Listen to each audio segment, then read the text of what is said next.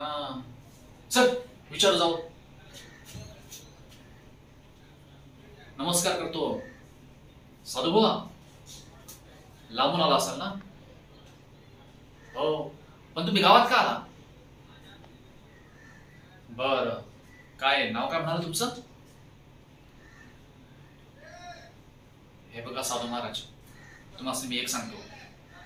तुमच्या आधी मी ना तुमच्यासारखं साधू या गावात ना खूप येऊन गेले, पण त्या अन्नाच्या भीतीमुळे ना इथे कोण राहतच नाही. तो अन्नाला बेकार आहे. त्याला जर कळालं ना की तुम्ही इथे आलात तर तो ना तुम्हाला सोडणार नाही. अहो साधू बुवा, मी मानतो तुमच्या मनात तसं काही बी नाही.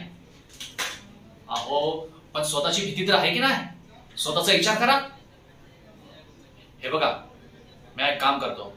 तुम्हाला ना पीठ आणि मीठ देतो, ते खा आणि गुमान इकडे निघून जा.